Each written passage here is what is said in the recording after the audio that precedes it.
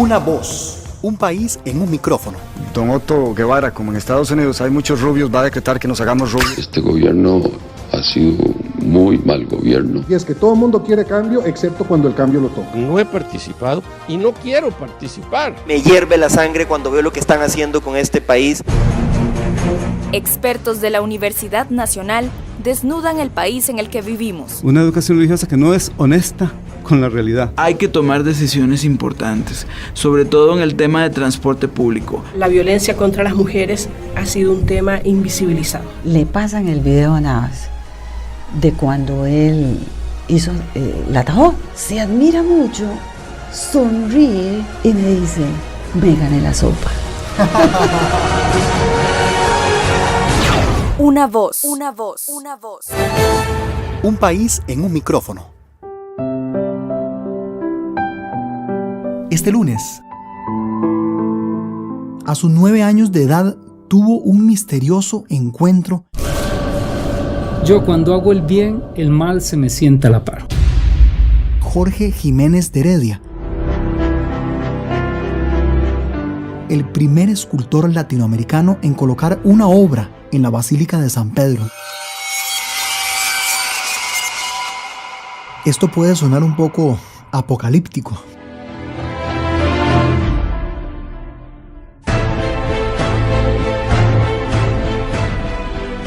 Somos fruto de contrarios, tenemos una parte oscura, tenemos una parte de luz.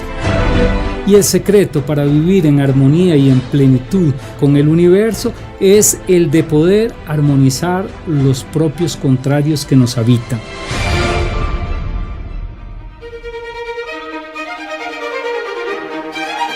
¿La inspiración te toca en una madrugada o la inspiración se busca, se trabaja? Coger un martillo, un cincel, cortar, comer polvo, sufrir desde las 5 de la mañana, llegar con los músculos cansados. Las personas se suben en las esculturas, las ensucian, a veces las rayan, pero a mí no me importa porque son malas personas que reciben y perciben a través de esas imágenes circulares, a través de ese mensaje de armonización, de participación cósmica.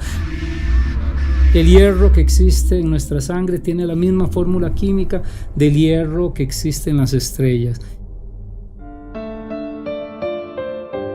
Pobre es aquel que tiene la costumbre de crearse límites.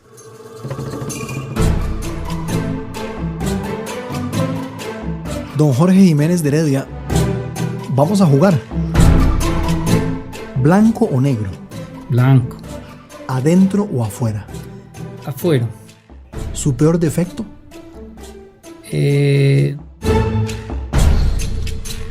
Una voz.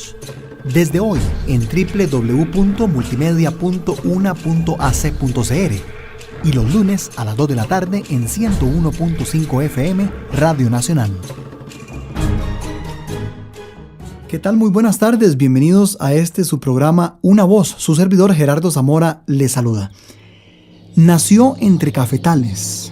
A sus 9 años de edad tuvo un misterioso encuentro que lo marcaría para siempre.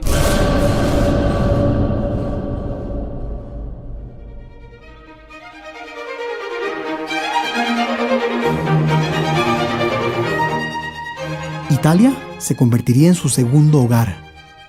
Pronto sería el primer escultor latinoamericano en colocar una obra en la Basílica de San Pedro, en el Vaticano, y el primer artista contemporáneo en exponer sus creaciones en el Foro Romano. Hoy, de la mano de sus esculturas, recorre el mundo entero con un mensaje de paz. Está hoy con nosotros el artista Jorge Jiménez de Heredia, quien además participa de las actividades del 2016, el año de la Una por la Madre Tierra.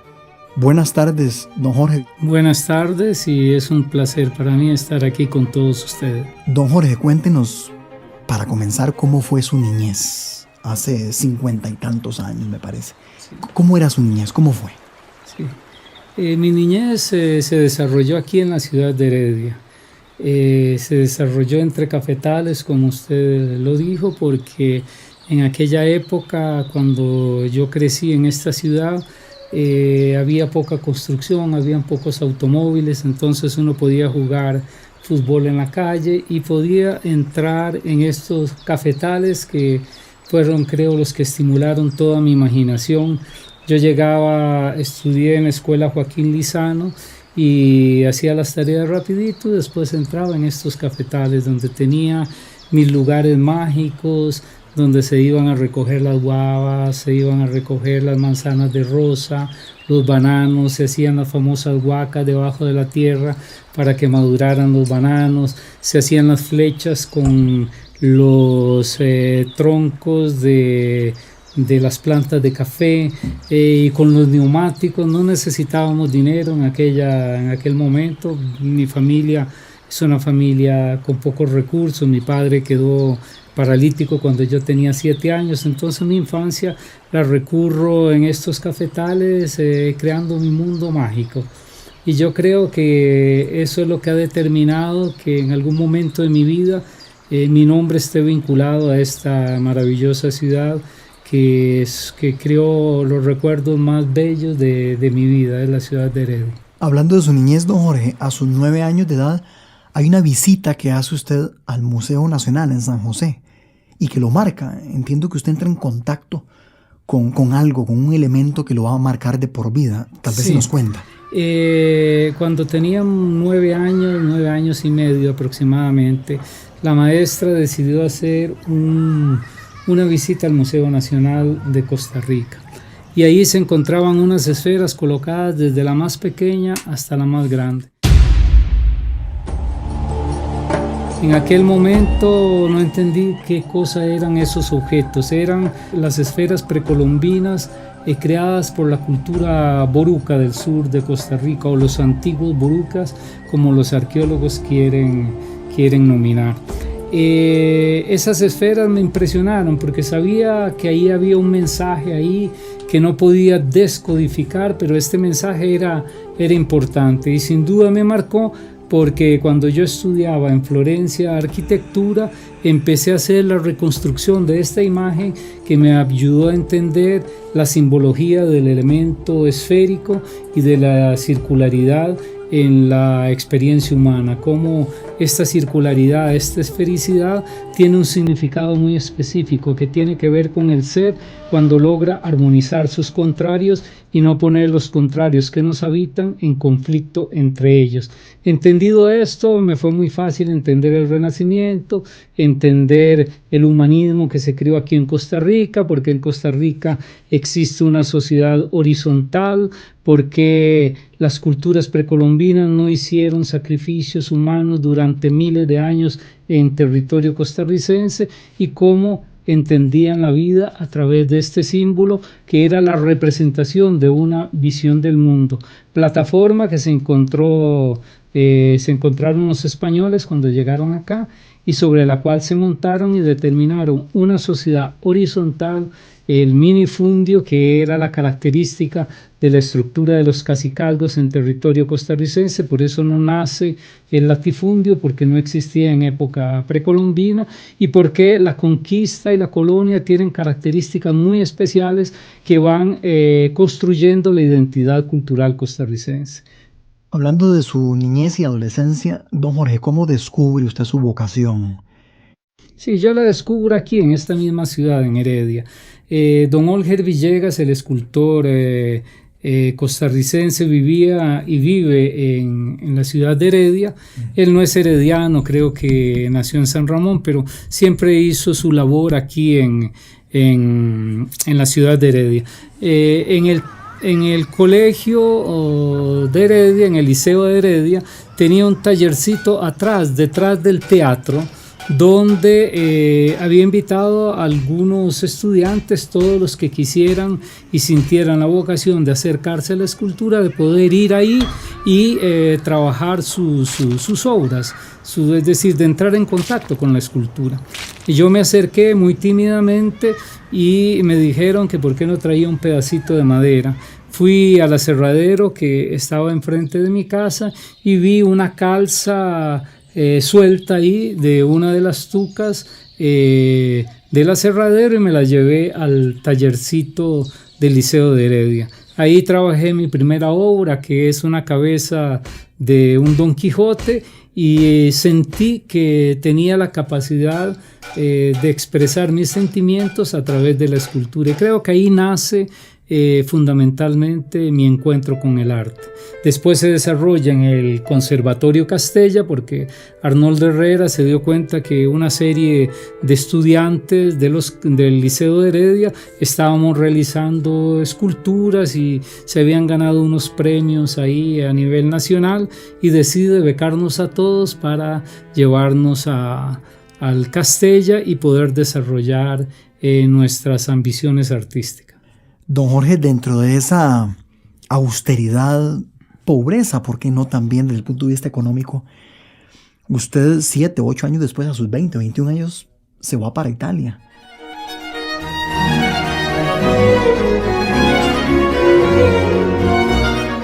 Con su esposa, entiendo que $100, $200, una cantidad pequeña, y una beca.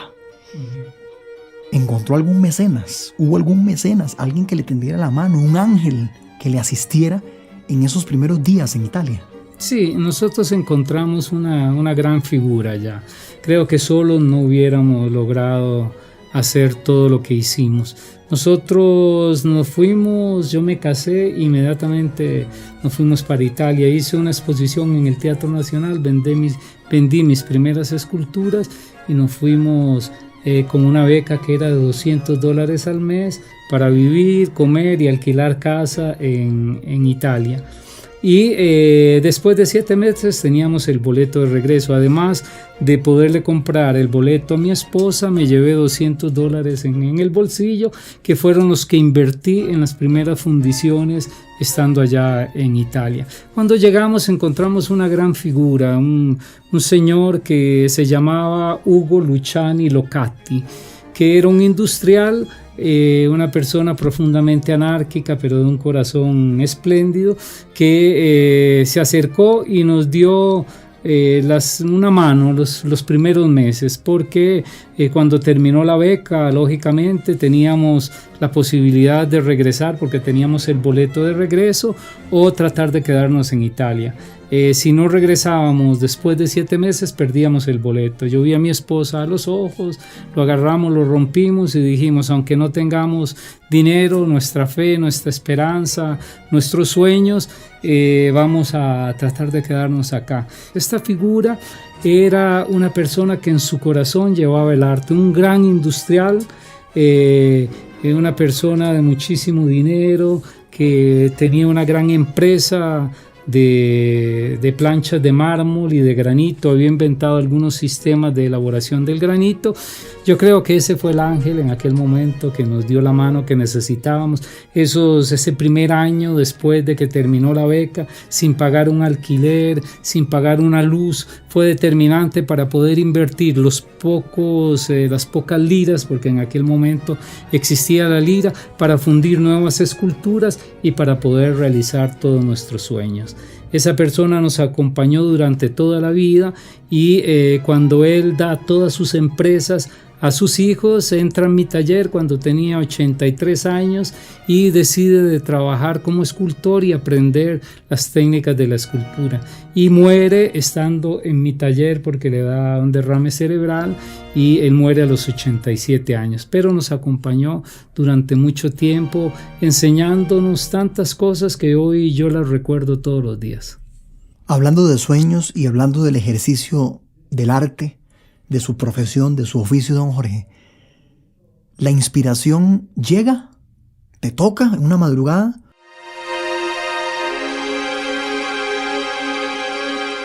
¿O la inspiración se busca, se trabaja, se elabora?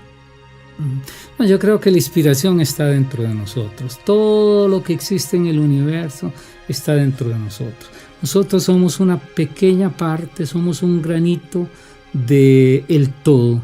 quiere decir que toda esa totalidad está dentro de nosotros. Yo estoy profundamente convencido de que nosotros somos polvo de estrellas, que en el momento cero, cuando nace el tiempo y el espacio, porque nosotros somos tiempo y espacio, y el tiempo nace solo donde hay materia, donde no hay materia no hay tiempo. Así es que nosotros venimos de la antimateria que no tiene ni tiempo y espacio.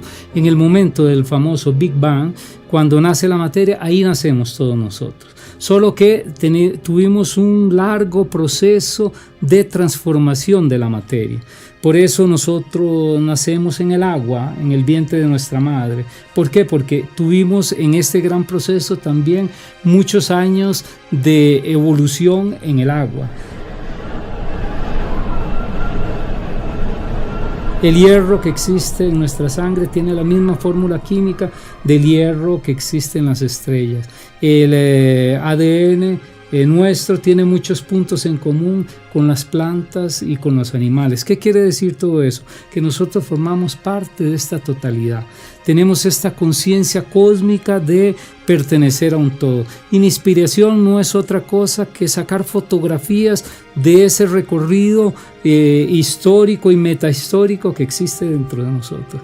Y estas fotografías nos sirven para entender de dónde venimos y de dónde vamos. El problema del ser, el problema que llaman los psicólogos ontológico, es decir, nuestro problema de qué somos, de dónde venimos, todo eso, las respuestas están dentro de nosotros. Sin inspiración para crear imágenes también.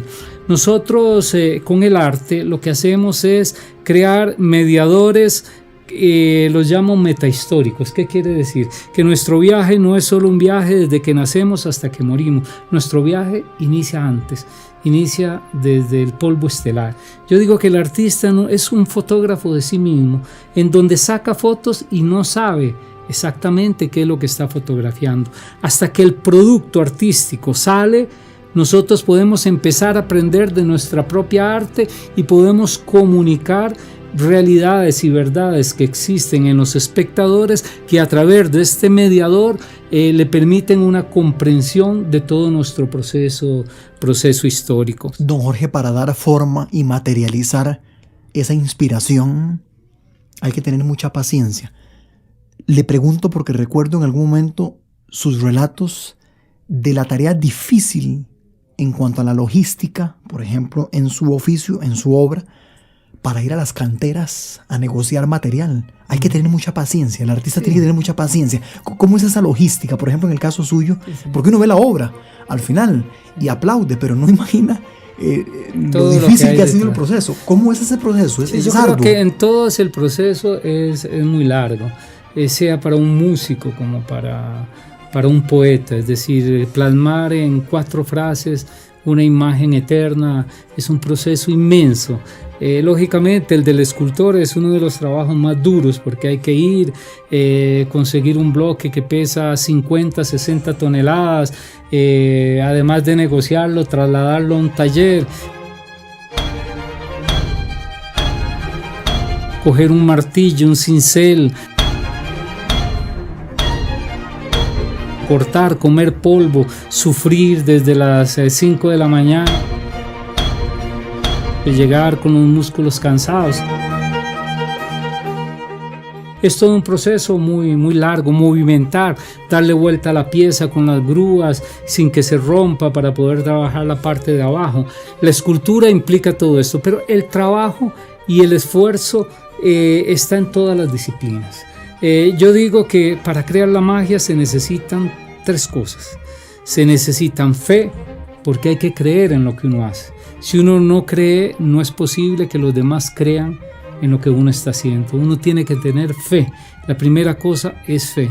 Después tiene que tener entusiasmo, porque sin ese entusiasmo, que quiere decir la palabra literalmente, llenarse de lo divino que está dentro de nosotros, eso quiere decir la palabra entusiasmo. Sin ese entusiasmo no se puede obtener nada. Y después un gran sacrificio. Un gran sacrificio que sin el sacrificio no se pueden obtener las grandes cosas. Si alguien quiere alcanzar una gran meta sin sacrificarte, lógicamente esa meta se va a alejar. ¿Cuánto puede, don Jorge, durar usted haciendo una escultura? Meses. Sí, yo puedo durar hasta un año haciendo una escultura. Es decir, podemos durar un año con mis asistentes trabajando 10 horas intensamente todos los días para ver el resultado después de un año. La escultura de San Marcelino Champagnat duró un año en su realización. Una de las génesis que tengo ahora en la Plaza de la República en la Ciudad de México, duramos un año, una escultura de 60 toneladas que está al ingreso de la Plaza de la República. Es decir, es un trabajo de mucha paciencia, de mucha fe, de creer que lo que uno está haciendo al final es lo que tiene que hacer, simple y sencillamente. Hoy estamos honrados de tener a don Jorge Jiménez de Heredia aquí en Una Voz. Vamos a nuestra primera pausa y ya venimos con más. Una voz, un país en un micrófono. Política, economía, salud, medio ambiente, deportes, historia. Una voz, un país en un micrófono.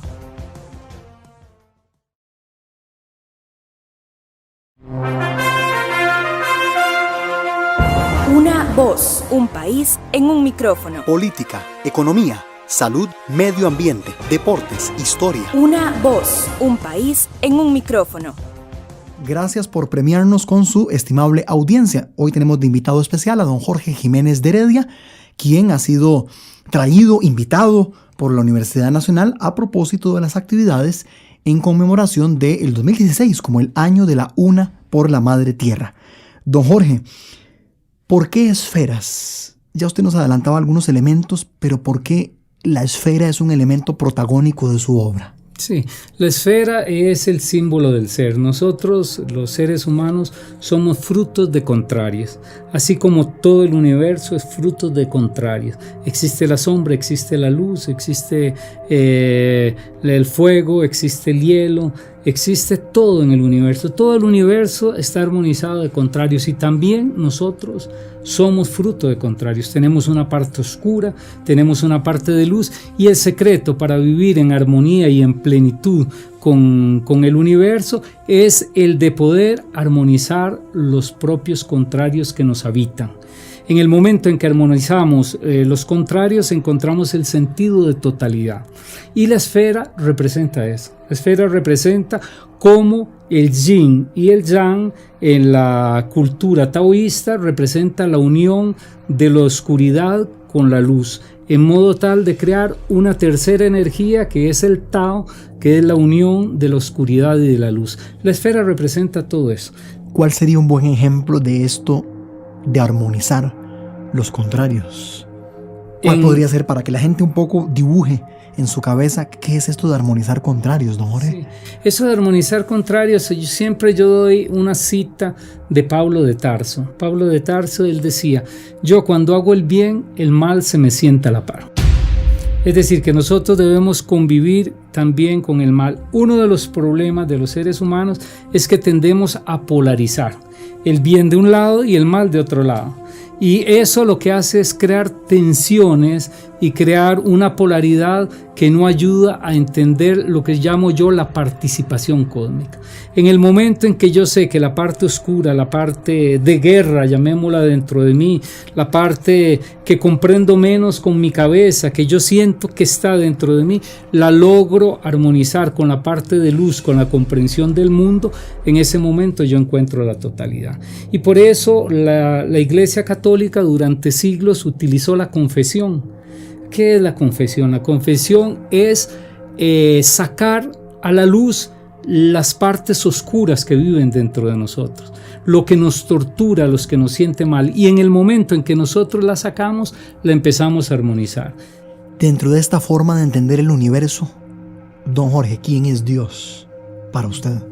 Para mí Dios es esa totalidad y esa idea que existe dentro de nosotros de no tiempo, de eternidad, que tiene miles de nombres. Las culturas indígenas del Amazonas le dieron un nombre, los musulmanes le dieron otro, los cristianos le dimos otro, pero hablamos de la misma cosa, hablamos del no tiempo que vive dentro de nosotros, porque nosotros venimos de ahí. Esto puede sonar un poco apocalíptico. En el último siglo la temperatura, don Jorge, aumentó casi 1 grado. Si llegamos a 2, los expertos dicen que no habrá retorno.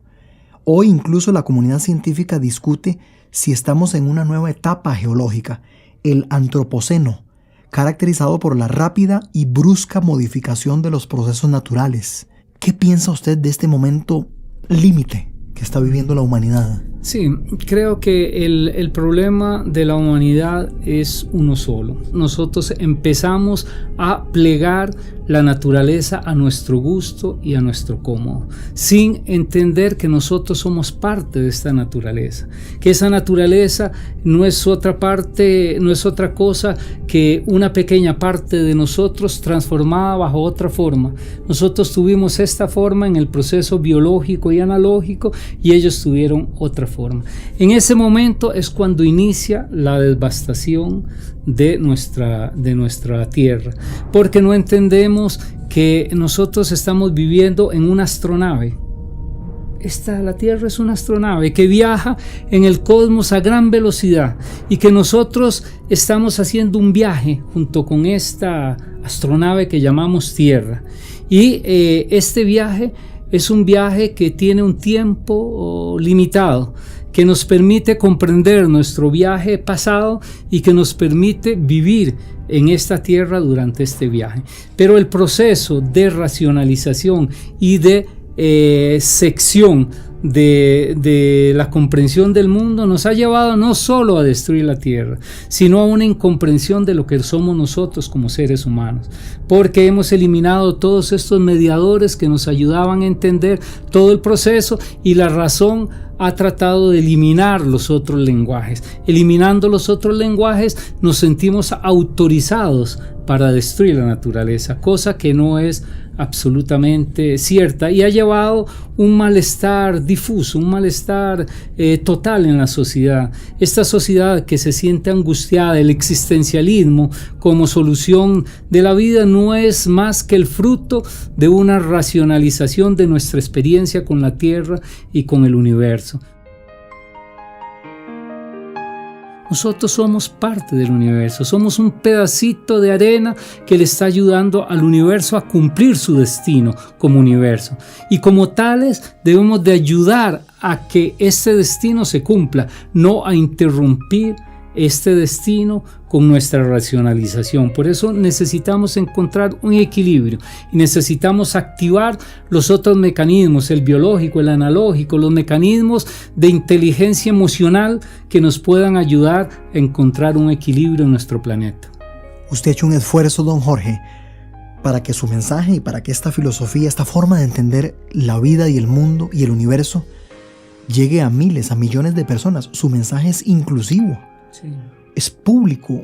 Hemos visto que usted planifica incluso giras para que en parques, en calles, en edificios públicos esté su obra. Es así, es inclusivo su mensaje. Es profundamente inclusivo, porque yo creo en estos símbolos, en estos mediadores. Entonces el arte público, por ejemplo, el arte que hicimos que la exposición que hicimos en el Foro Romano, en la ciudad de Roma, en Valencia, en México, las personas se suben en las esculturas, las ensucian, a veces las rayan, pero a mí no me importa, porque son malas personas que reciben y perciben a través de esas imágenes circulares, a través de ese mensaje de armonización, de participación cósmica, la invitación a conferencia en las universidades extranjeras, en Italia, en México, en Latinoamérica, en Estados Unidos, ayudan a poder comunicar esta visión del mundo. Por eso mi arte viene denominada como el simbolismo transmutativo, es decir,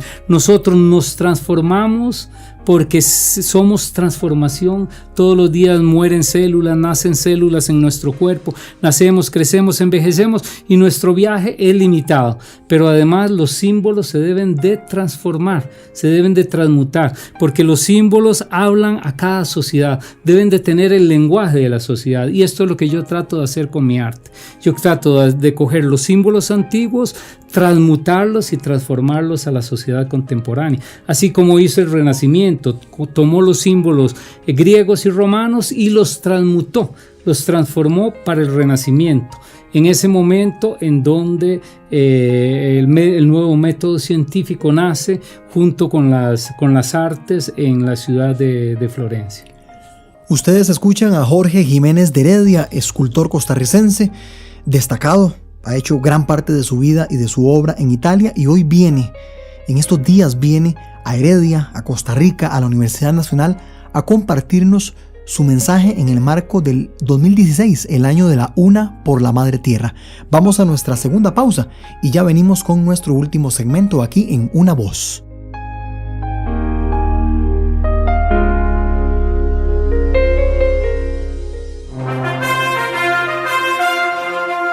Una voz, un país en un micrófono. Política, economía, salud, medio ambiente, deportes, historia. Una voz, un país en un micrófono.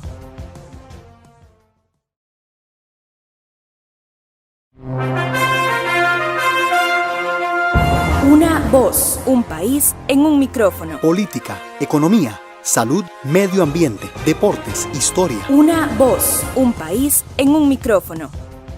Muchas gracias por acompañarnos en Una Voz. Entramos en nuestro último segmento. Hoy, privilegiados de contar con la presencia de don Jorge Jiménez de Heredia, escultor costarricense que, tal y como decíamos, llega al país, entre otras cosas, para ser una voz autorizada importante en el marco de las celebraciones del 2016 como año de la Una por la Madre Tierra. Don Jorge, vamos a ponernos un poco ya más relajados en esta parte de la entrevista.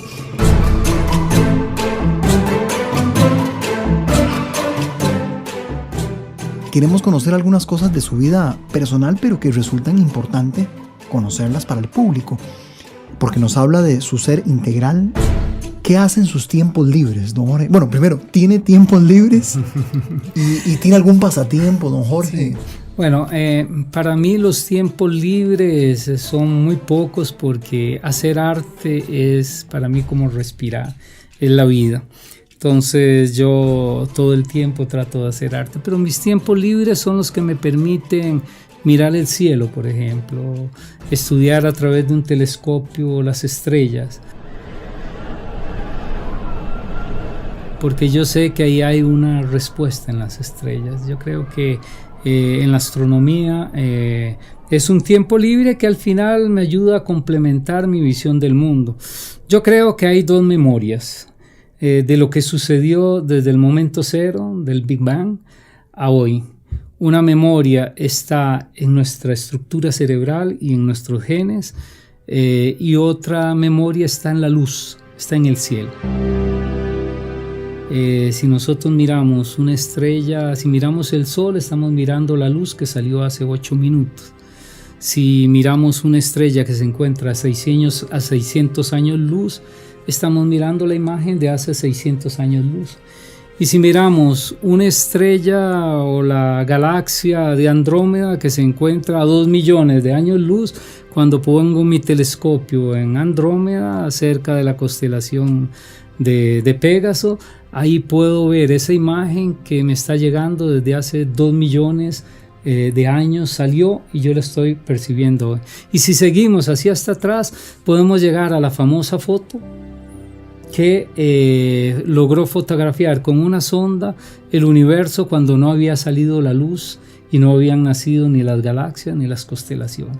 Quiere decir que en esa luz está toda la memoria del universo. Por eso el hobby mío es observar con un telescopio el cielo, porque a través de eso puedo entender más lo que estoy haciendo. Creo que es el hobby más grande que yo tengo, el de mirar las estrellas. Usted se informa de lo que pasa en Costa Rica. Cuando está allá en Italia, ve periódicos, se entera por noticieros. Yo me informo. ¿Sigue el fútbol usted, ahora? ¿Cómo? ¿Sigue el fútbol usted? Sí, no, sí, no le interesa sigo el fútbol. Sí, lo sigo. Sí, me interesa. Lo sigo. Sí, yo sigo el fútbol, sigo lo que pasa en nuestro país. Leo las noticias y las que no me interesan ni siquiera las quiero escuchar.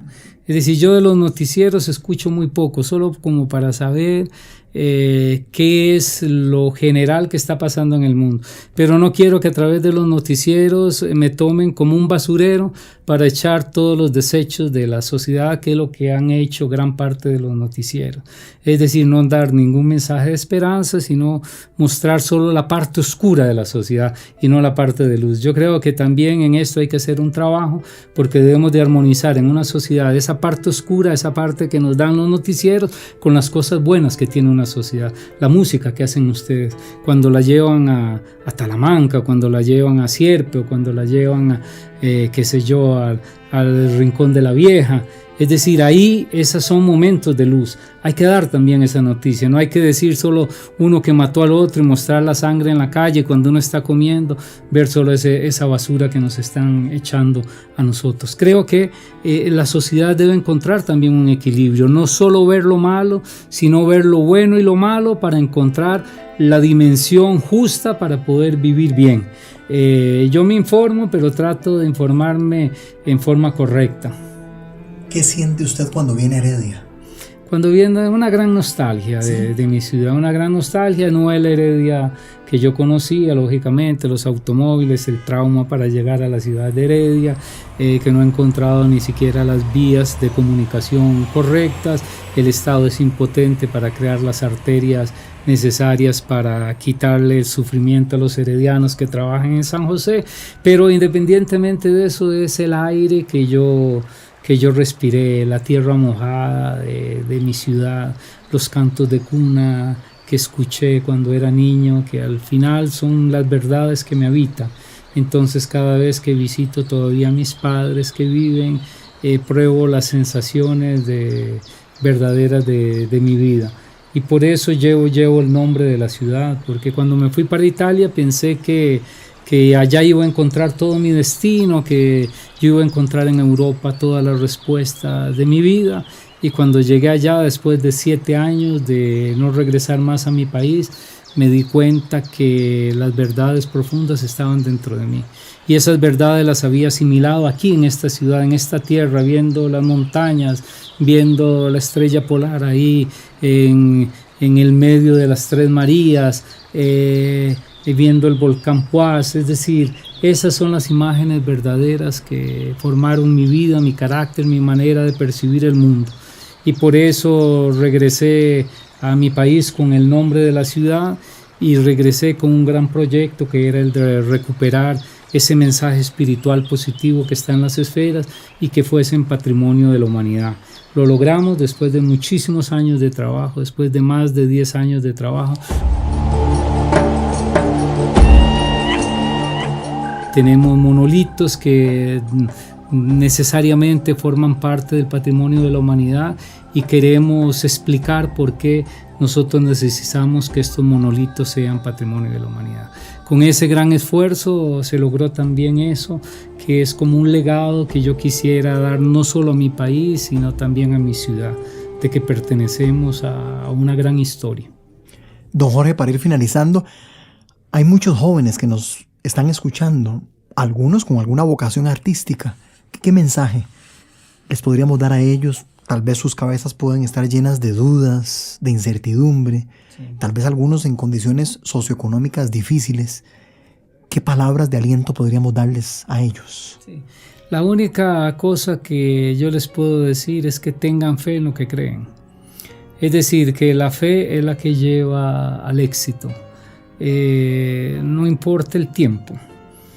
Si uno tiene fe, esa fe se va retroalimentando y alimentando todas las cosas. Y uno puede hacer que los demás crean en el mensaje que uno tiene adentro, en sus emociones, en sus imágenes, solo si tiene fe.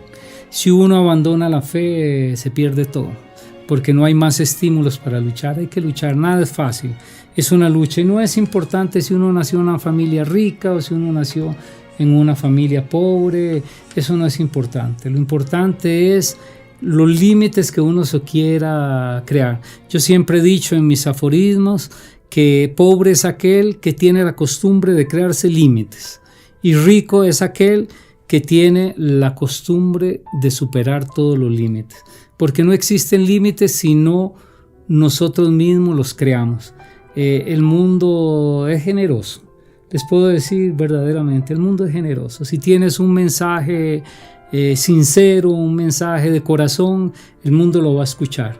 Si tratamos de obtener éxito solamente y de hacer todo para para obtener solamente el dinero o el éxito, la gente va a percibir eso y tu mensaje se va a caer solo. Tenemos que ser sinceros y luchar siempre, superar nuestros límites, superar los límites de la sociedad, superar los límites económicos. Se puede vivir bien con un pedazo de pan y una manzana, como se puede vivir bien comiendo, tomando champán y caviar. Todo depende de nuestra condición espiritual. Hay un aforisma de Oscar Wilde que decía: quien nace mal, todo lo que tiene le sirve para destruirse, y quien nace bien, lo poco que tiene le ayuda para resolver su vida. Don Jorge Jiménez de Heredia, vamos a jugar. Para finalizar, don Jorge, le hago una pregunta y usted escoge. ¿Blanco o negro? Blanco. ¿Adentro o afuera? Afuera. ¿Sol o luna? Sol. ¿Izquierda o derecha? Derecha. ¿Lunes o domingo? Lunes. Dígame en una palabra lo que piensa cuando le digo Heredia. Un gran recuerdo. Olger Villegas. Un gran maestro. Tiempo de nacer, tiempo de morir. La vida. El mármol. Una materia suave para transformar. Esferas. Símbolo de mi vida. ¿Su peor defecto? No entender lo que debería de entender. Hugo Luciani. Un gran hombre. Giselle Zamora. Una gran mujer. Don Jorge, muchas gracias por acompañarnos. Ha sido un placer. Y también yo me quiero llenar de esperanza en el sentido de que el mensaje que hemos transmitido acá cale, llegue muy lejos a través de internet, a través de Radio Nacional, a través de cápsulas informativas, marque el corazón de la gente. Y usted es un hombre bendecido porque usted es vehículo para todas estas cosas. Yo quiero felicitarlo y además darle gracias al universo, a Dios, al destino, a la vida, como queramos llamarlo, por habernos encontrado. Y las puertas del programa están nuevamente abiertas para muchísimas futuras gracias instancias. por la oportunidad de poder expresar nuestros sentimientos, los suyos y los míos. Muchas gracias por acompañarnos y esperamos que el programa que hemos ofrecido hoy haya sido de mucho provecho para los radioescuchas. Nos escuchamos el próximo lunes a las 2 de la tarde aquí en Una Voz. Buenas tardes. Una Voz. Un país en un micrófono. Don Otto Guevara, como en Estados Unidos hay muchos rubios, va a decretar que nos hagamos rubios. Este gobierno ha sido muy mal gobierno. Y es que todo el mundo quiere cambio, excepto cuando el cambio lo toca. No he participado y no quiero participar. Me hierve la sangre cuando veo lo que están haciendo con este país. Expertos de la Universidad Nacional desnudan el país en el que vivimos. Una educación religiosa que no es honesta con la realidad. Hay que tomar decisiones importantes, sobre todo en el tema de transporte público. La violencia contra las mujeres ha sido un tema invisibilizado. Le pasan el video a Navas de cuando él hizo, la atajó. Se admira mucho, sonríe y me dice, me gané la sopa. Una voz, una voz, una voz. Un país en un micrófono.